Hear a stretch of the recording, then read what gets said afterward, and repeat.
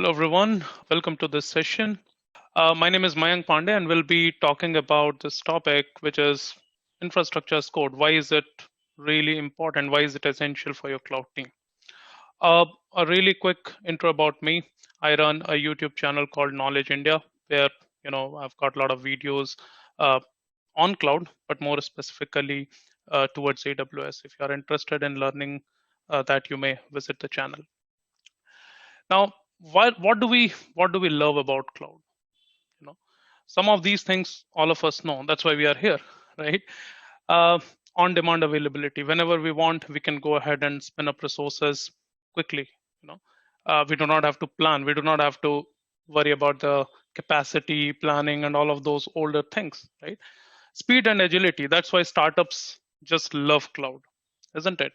You can go ahead and experiment with a new service really fast. You fail fast, and then you go to the next thing. You can develop new models really quickly. Easy compliance. Coming to enterprises, this can help a lot. Um, when you are developing an application which has to comply to a lot of legal standards, putting it on AWS can really help you because AWS already has a lot of lot of certifications and compliance already in place. And when you build an application which is hosted on many of those AWS services, you already you are in a position to go ahead and leverage that automatically. You just need to worry about your application. The underlying infrastructure or the services which you are using are already in good shape, right? Ability to start small and scale easily. All of us know, if even if you are a small startup, 2 or 3 college guys coming together and starting up something new, you can actually start really small without spending a lot of money. And our friends also talked about a lot of credit facility which you can get, so I'm sure you understand that now. But the point is, you can start really small, have a control on the amount of money you are spending, and as the business grows, you can scale, and in a really easy manner. It doesn't matter in which part of the world you are located, you can actually serve customers around the world. And at the last, I've kept the most important, which is ability to automate your infrastructure. And that's what this talk is all about. Right? You can actually go ahead and on AWS cloud, you can go ahead and actually automate your infrastructure. What does that mean? You can go ahead and have your infrastructure up and running and then even delete it whenever you want without any manual intervention, right? So these are some of the important things, and I'm sure many of you realize this. Now, what is infrastructure as code? This is just a practice where you know we do all the infrastructure management via code, as as the name suggests. But what does it really mean in simple terms? The biggest change which cloud providers brought, you know, was was the ability to interact via APIs or via code. So in simple terms, if you think, if you want to create a server today on AWS, it is just an API call, EC2 run instances, right? If you want to stop a machine, it is EC2 stop instances, another API call, right? You want to terminate it, another API call is available. In this way, for around 150, 200 services which AWS has, and it is continuously growing, you can just keep on, you know, looking at their APIs, and very easily you can go ahead and create anything, use it, and then delete it whenever you want. So this ability to deal with the infrastructure by calling an API call or via code gives you further ability to go ahead and manage your complete infrastructure just in the form of code in certain code files. That's what we are talking about in this particular session. Now, for somebody who's even new in this field, I would say just think it like this: when you want to create something, what you create is a resource. Examples: an EC2 instance, a load balancer, an S3 bucket, an RDS database. All of these are resources. So what you want to create, or what you create, is a resource. And while you are creating the resource, you do talk about its different features, its properties. You say that, okay, my EC2 instance should be M5 4x large. It should have a certain port, like let's say port 8080 open, and it should accept traffic from a certain IP range. Now these are the attributes which you are telling for your resource. So the properties or attributes, or the way you want your resource to be, that becomes the attribute of that. And Any of you who have, if you have already created resources, you know that this is what you do when, while you are interacting or trying to create any resource on the AWS management console. All you do is, with every click, you are giving certain attributes. Now there you do it over a graphical user interface. If you want to do it on scale, you can actually write it in a file, in a simple text file. That's what, you know uh, that's what actually gives you the power to scale easily. And of course there are other benefits as well. So what are the benefits? The benefits are, with infrastructure as code, it is really easy to use. I also have got a demo as part of this session. I'll show you that. For somebody who is totally new, who hasn't done infrastructure as code till now, spend 2-3 days and you would be able to do it. It is that easy to learn. Actually, it is repeatable. You write a template today, you write a file today which talks about your environment, or which talks that what all resources are there in your environment, and you would be able to just create multiple multiple resources using the same file. It's a repeatable thing. You write the template once and then you just keep creating. you know Version control. Now, because it is written in a because it is written um, in a code file, you can implement version control, which means whenever you want, you can go back to the previous version, right? So let's say today your boss says, okay, this is how you are implementing certain EC2, and in that something is getting installed. After 1 week you have changed it. Once again your boss says, no, we need to go to the previous one. No problem. You just need to pick the code which is of the previous version. That's it, right? So version control can actually help you a lot. And if you are writing any code, please ensure that you are putting it in a repository and implementing version control. Now, what all different AWS offerings are there in this area? uh, when you deal with different services on AWS, I'm sure you would have seen that there are different types of services. You can segregate it into infrastructure service, platform as a service, software as a service, right? All of that stuff.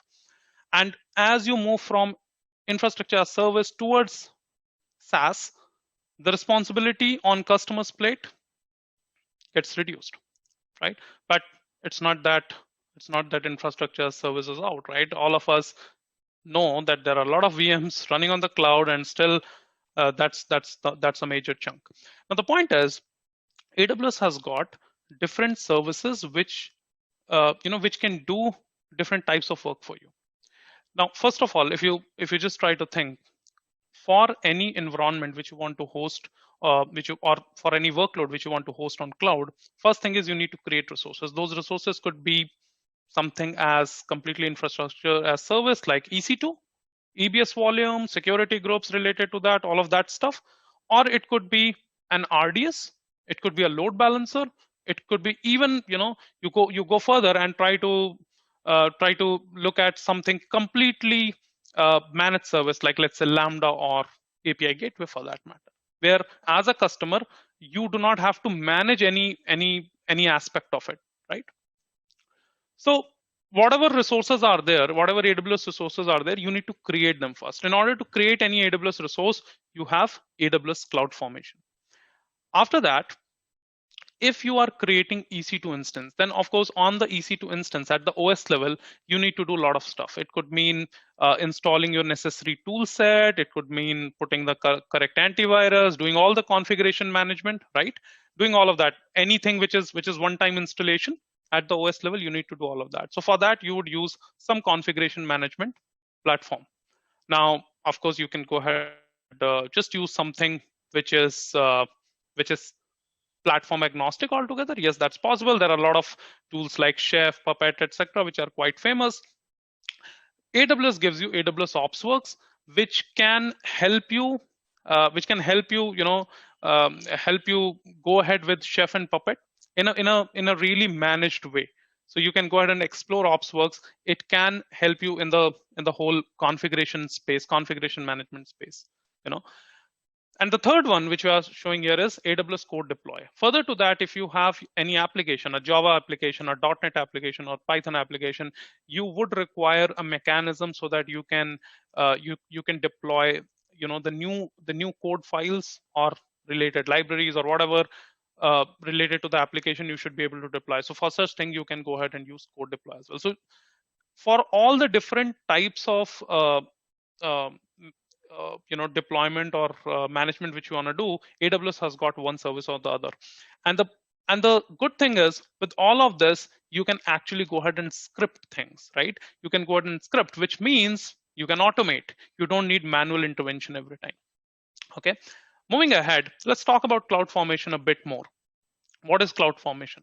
CloudFormation is a framework. It's an engine which AWS gives you, and it's really simple to use. How does it help you? All you have to do is, as you can see on the left hand side, you need to write a template. We call it CloudFormation template. It's nothing but a simple JSON file. YAML is also supported if you like YAML.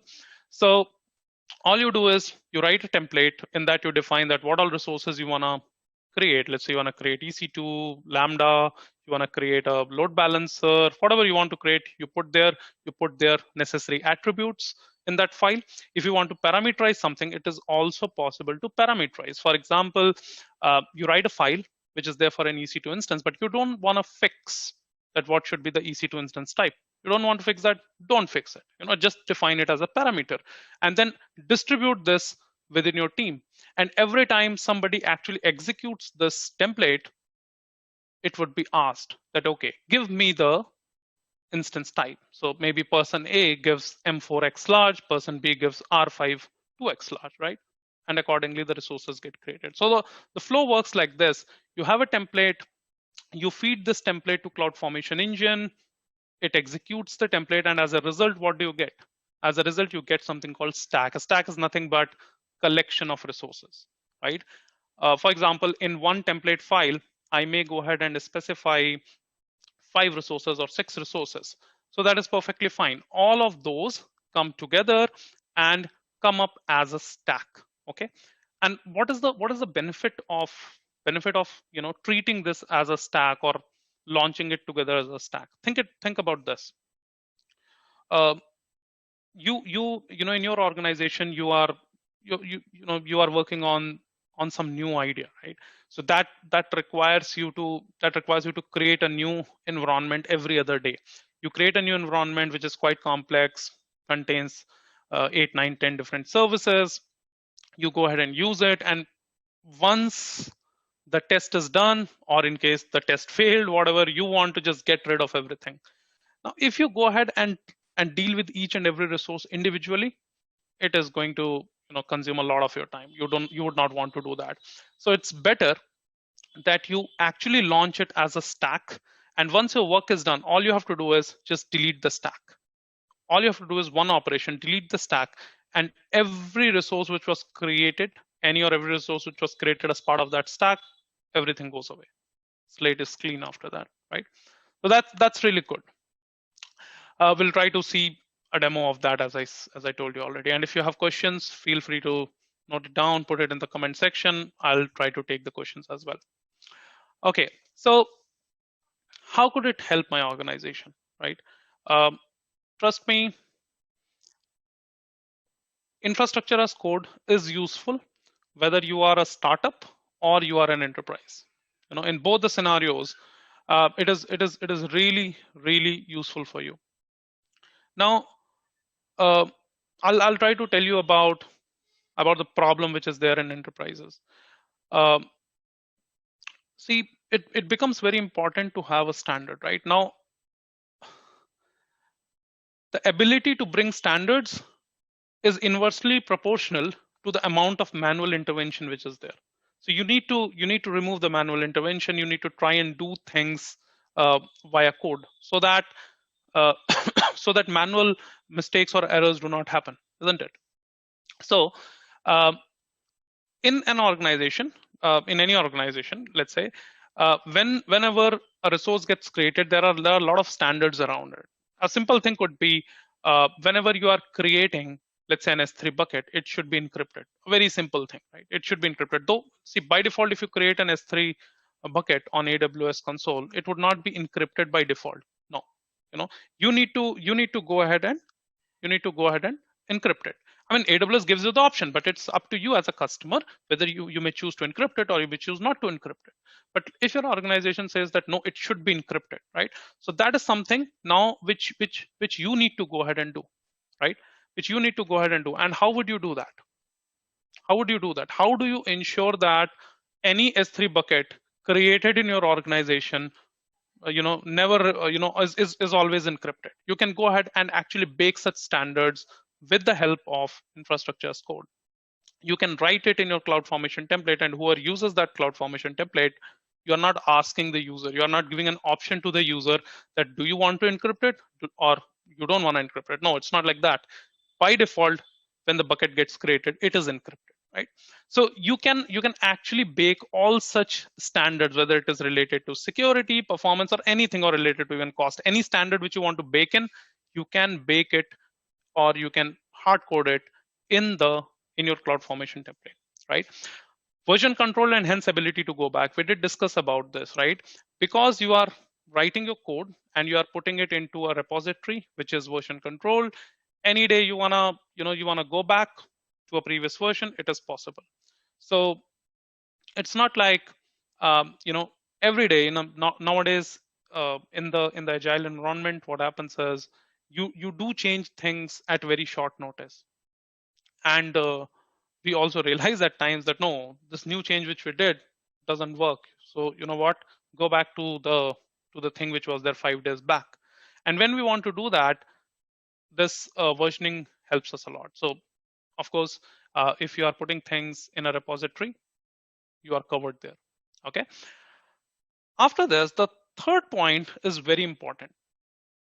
Most of the organizations are talking about this, enabling self-service, right? Enabling self-service. What does that mean? See, when cloud came into picture, people did talk about the ability to go ahead and create resources very quickly, right? That's what everybody says, right? You go ahead and within few seconds you can go ahead and spin up resources. Yes, that's true.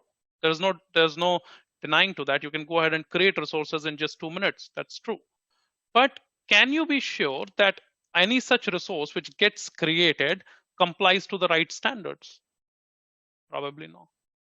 I mean, it totally depends on the person who is actually launching that resource. If the person is knowledgeable enough, person understands your organization standards, person knows the different controls which he or she should apply while launching the resource, then yeah, everything is good.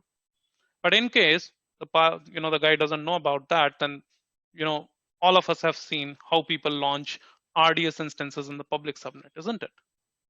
We all of us know how do people go ahead and I guess we were at this level of uh, self-service part. I'll just repeat that point once again in case we missed on that. I was just saying that most of the organizations do aspire to uh, to have self-service, so that a business user or a user in a particular team who's not that who is not that IT savvy should be able to go ahead and just create the resources. But then the problem is the resources which get created, whether those resources would be complying to the organization standards or not. That becomes always a problem, right? So uh, with infrastructure as code, we can actually target such things. We can ensure that our templates take care of all such things, and then we enable self-service via that. So let us see how can we do that. uh, I think this was the point which we were discussing. Can we not just allow our organization members to provision resources via AWS Management Console? I'm sure some of you would have thought about this, that anyway AWS is giving a management console. So just why not just open this to all the members who want to create different resources like EC2 load balancer or whatever. They can go ahead and create it as per their requirement. But the problem is, once again, how do you control that they are doing the right thing? They may go ahead and just launch an X series instance, which would cost you a lot of money within few hours. How do you ensure that they are following all the right security standards which your organization is asking you to do, right? All such issues come into picture. So there, thank God, we have something called AWS Service Catalog. It's a great service, and if you are not using it already, I highly recommend that you should go ahead and give it a try. So AWS Service Catalog this is what it is. I've tried to, I thought I'll just try to put it in simple words for you here. AWS Service Catalog is nothing but a catalog where all the different offerings, you can say, or different products are published for consumption. What are these products? These products are nothing but CloudFormation templates. That's what they are. So on the left hand side, you can see we have different CloudFormation templates for different AWS resources. And as I already told you, you would while developing those templates, you would bake all the necessary standards in those templates. Then you upload those templates and publish it as a product in AWS Service Catalog, and open AWS Service Catalog as a thing or as an offering to the consumers. And as you can see on the right hand side, a consumer who is very happy and smiling now is able to go ahead and pick a product and is able to provision it. Now, when the person provisions it using Service Catalog, what happens automatically is the resources which get created, they are always aligned to your organization standards, because you are controlling the template which is written here on the left hand side. That's the important bit, right? So the last thing before we jump on to our small demo, and if time permits we can do some Q&A, is that what is the cost of using these services? CloudFormation, Service Catalog, we talk looks promising, and a lot of customers are using this. So how does, we understand how does this help, but the point is, what's the cost of using this? The good news is there's no cost around this. You only pay for the resources you provision, right? There's no cost for using CloudFormation service or Service Catalog as such. There's no cost for that. All you have to do is, of course, you need to have people in your organization who know to actually develop or basically write CloudFormation. I'll show you in the demo that it's not very difficult work. It just requires some amount of reading. It's not very complex. It's very easy, trust me. So anybody with with probably a few weeks of investment of time and effort can go ahead and get started with CloudFormation, right? So that's the good news. Now let's do one thing. Uh, I've got some demo ready here for you. I'll try to show you that, and we'll see that how can you go ahead and use the power of CloudFormation to go ahead and create a network which is which you have defined in a file, in a template.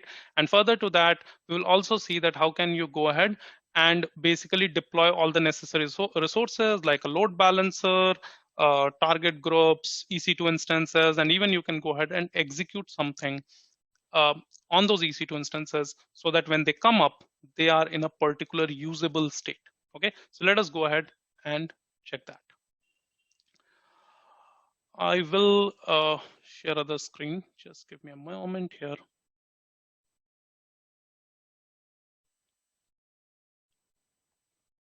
All right, guys. So I'm there in my AWS Management Console. As you can see, in a particular S3 bucket, I have got two files. One is called vpc.json, another one is alb.json. And these are the templates. I'll also show you these templates, but what I want to do is I'll just quickly go ahead and show you the demo of executing this, and then we'll use the time in parallel to actually go ahead and look at the template as well. Okay. All right. So let's do this.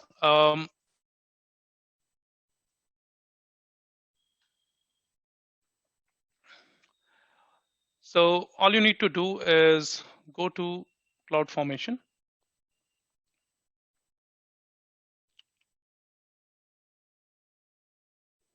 All right, say create stack.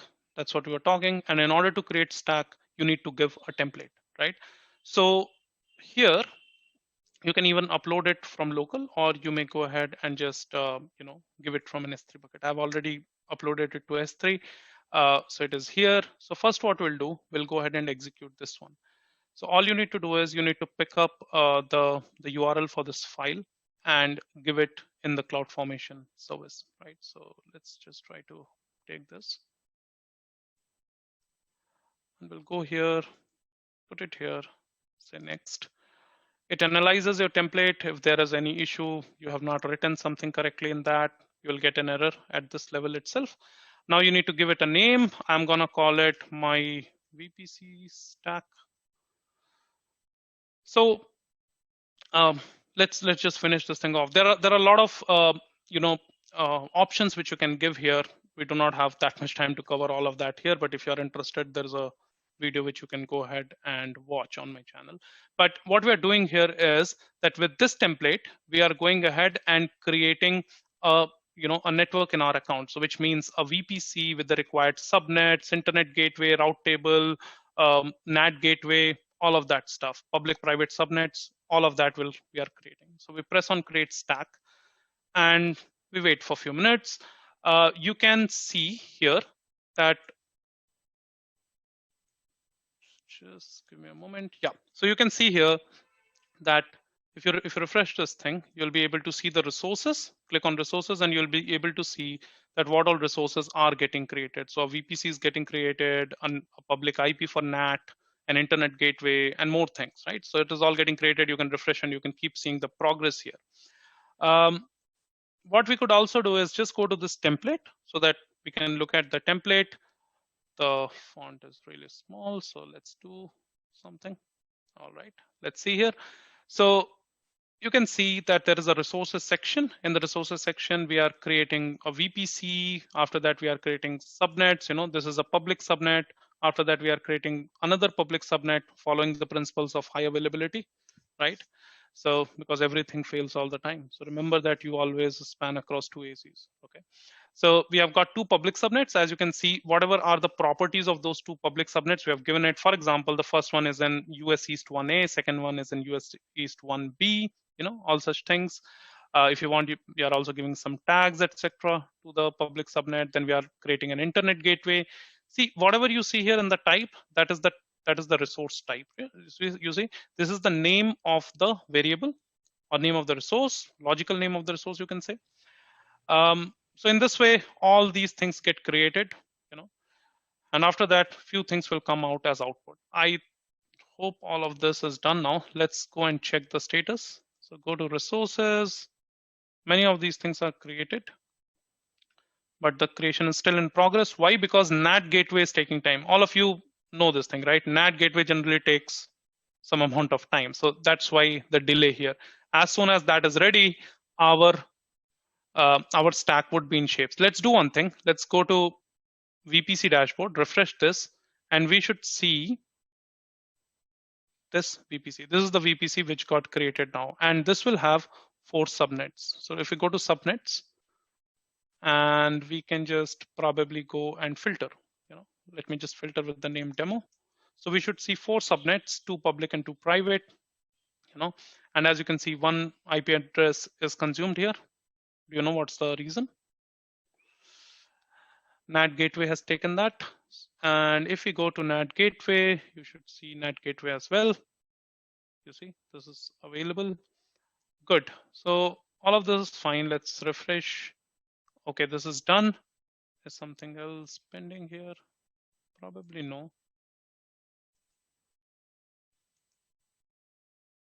Okay, routes are getting created. So we just need to give a couple of more seconds here probably, and it should all be done. So with this, our VPC is all in shape. It has got internet gateway, it has got NAT gateway, so everything is there good. Next, what we're gonna do is we will run our next template. And in that template, what happens? We create a load balancer, we create 2 EC2 instances, we install PHP on that, we install web server on that, we put some dummy code on it, right? And that load balancer and EC2 instance, both of those resources, they get created in this VPC, which we have just now created in front of you. So that's how we are going to do, right? I've broken it in 2 different templates just to keep it easy to understand, just digestible chunks.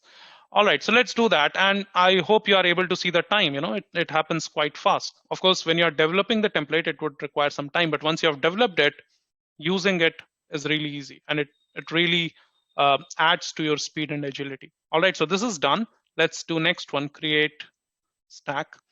We need to pick the other one.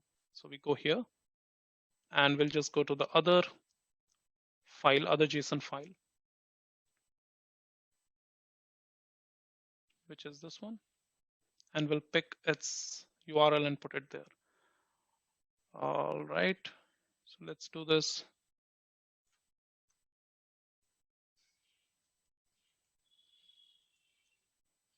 Next.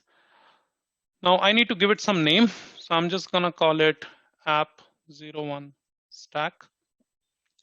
And you can see here that it is asking me to actually choose certain parameters, you know. This is what I was talking to you earlier. You don't need to hard code, or you don't need to give all the values in your template itself. You can parameterize things. So here it is asking me that, okay, this template is gonna launch ALB and EC2 instances, but in which VPC should it launch? So it allows me to select that. So if I click here, I would be able to see all the VPCs which are there in my account. You know, that's the good thing.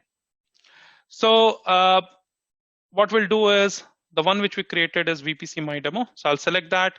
Then I need to select the two public subnets. Why? Because in the public subnets, I'll have my load balancer. So let me choose the public ones. This is the public one, and this is the other public one, right? Then I need to choose the private ones, because in the private ones, I'll have my EC2 instances, or basically my web server. So I'll select that, say next, and then just go ahead and say next, and create stack. With this, now we'll see within a couple of minutes, probably 2-3 minutes, we should have our complete stack deployed, and it would take care of everything, you know. So while that happens, let me quickly show you the template here. So in this template, you can see here are the parameters. These are the parameters which, you know, which we just saw. VPC public, both public subnets, and then both the private ones. So those are the parameters which were asked from the user. After that, we are creating a security group for ALB. We are creating security group for the web server. Then we are creating actual EC2 instance. And in the EC2 instance, you can see that we are installing, you know, we are actually installing certain packages, like let's say HTTPD, PHP, etc. And then we are writing some code. You know, this code would come up in this location in var www.htmlindex.php. So we should be able to see this thing. So the machines which are getting created on those machines, some code is also getting executed at the OS level. In this case, we are installing the web server. You may choose to install some agent or whatever you want, right? So that's what it is. And of course, these two EC2 instances become part of a target group, and that target group is associated with the load balancer. So that's what it is. Let's go and look at the status here. Looks like things are going well. So let's see. Load balancer is getting created. EC2 instances are all in shape. Great. Target group created. Security group created. So the last thing is load balancer. Once this is done, we should be able to browse our website. All of this done in less than 5 minutes or so, 5-6 minutes. So that's the overall power of CloudFormation. We will wrap up the session. I'll just show you this thing as it gets created. And for that, what I'll do is I'll just quickly go to EC2 so that I can go to the load balancer. If you have any questions, or if you want to reach out to me, my channel is KnowledgeIndia. You can easily search it. So in the EC2, if you go to load balancers, you should be able to see the load balancer which is getting created here. Just give it a moment. Here it is. One sec. Sorry. All right. So this is also done. I think it is complete. Yes. So our stack is created. Let's just go to the load balancer. Why is it not getting loaded here? While it comes up, you can also go to this output section, and you can see in the output section, I have actually given the DNS. So we just go and open that, and it should actually open up the web page. You can see this is just a sample page which we actually wrote on the EC2 instance, and even the instance ID is showing up here. If you refresh this page a couple of times, you will see that this particular thing will change. So basically, the traffic is being served from both the instances, right? So that's what it is, guys. Somehow the load balancer page is not loading, so that's okay. I think we will wrap up there. If you have any questions, comments, please feel free to write. That was me. Thank you. All right, there is a question which says, please tell us some disadvantages of cloud computing. Well, I don't think there are any disadvantages of cloud computing, but yes, uh, it does require a bit of learning curve. You know, other than that, I don't see any disadvantage of cloud computing.